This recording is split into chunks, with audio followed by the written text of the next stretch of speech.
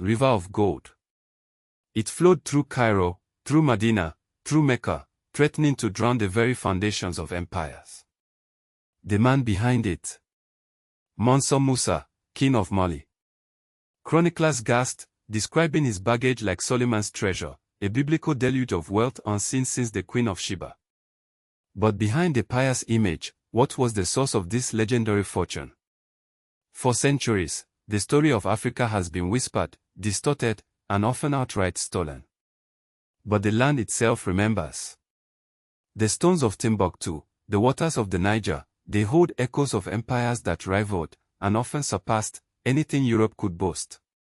We talk of kings and queens, of battles won and lost, but what truly built these kingdoms? Trade. The lifeblood of civilization, flowing through veins of gold and salt. And no figure embodies this more powerfully than Mansa Musa, the emperor of Mali. Most know the legend, Mansa Musa's hajj to Mecca in 1324. A caravan stretching as far as the eye could see. 60,000 men, reportedly. Camels laden with gold, so much gold that its lavish spending crashed the Egyptian economy for over a decade.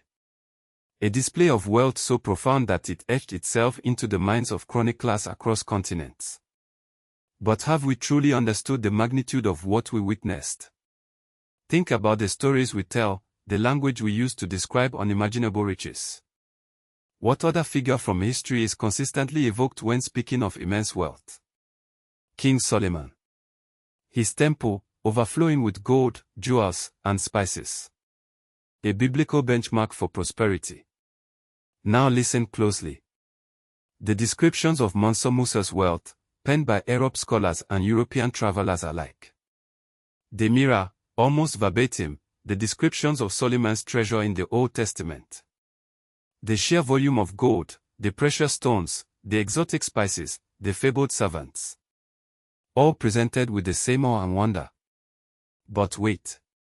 There's a problem.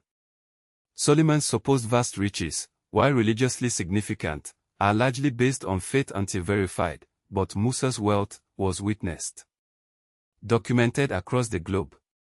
What if what we've been told about Solomon's wealth was actually descriptions from Musa's wealth, back projected into historical religious texts? The scent of shea butter and frankincense still clings to these ancient texts. Within them, truths whisper, truths about wealth, legacy, and a very particular African understanding of time. You see, time wasn't just a river flowing, it was a seed planted. Success wasn't merely personal, it was generational. A seed planted today whose fruit would nourish grandchildren. Listen closely. Proverbs 13, verse 22, a good person leaves an inheritance for their children's children. This wasn't just pious advice, it was an economic imperative. Our elders understood, deeply, irrevocably, that true wealth wasn't fleeting. It wasn't a shiny bubble to be squandered. It was a foundation, a launchpad for future generations. Think about it. The elaborate systems of land tenure, the intricate trading networks connecting communities across the continent, the meticulous training of artisans and griots, all were designed to accumulate and transmit value down the lineage. It wasn't about hoarding for the self, it was about building empires of opportunity for those who would come after. This is why the story of Mansa Musa resonates so profoundly. It's not just about gold, though the estimated inflation-adjusted value of his wealth in 1324 surpasses even the wealthiest modern individuals. It's about the mindset that created that wealth. A mindset rooted in Proverbs, in a deep commitment to future generations. This commitment is why, even after centuries of colonial extraction and economic exploitation, African communities still possess an incredible resilience.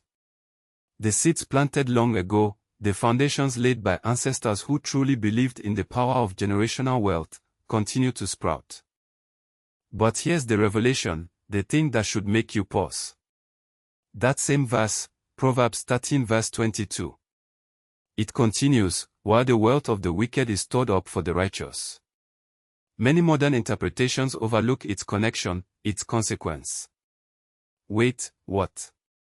So you see, the question becomes not just did Mansa Musa accumulate such wealth, but was that wealth ultimately destined to flow?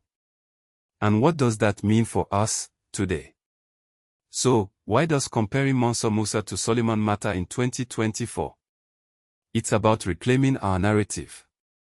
European accounts often portrayed Africa as lacking in wealth, culture, and sophisticated governance. Seeing Mansa Musa, a demonstrably wealthy and devout ruler, described in biblical terms challenges that skewed perspective.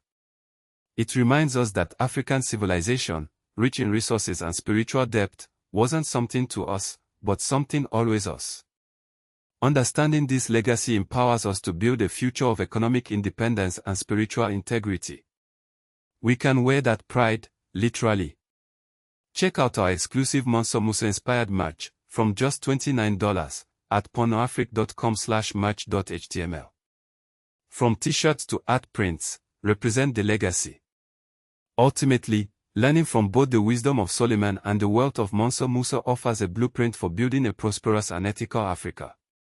The abundance is there, it's about how we manage it. Follow at pornoafric for Africa plus money plus wisdom fire.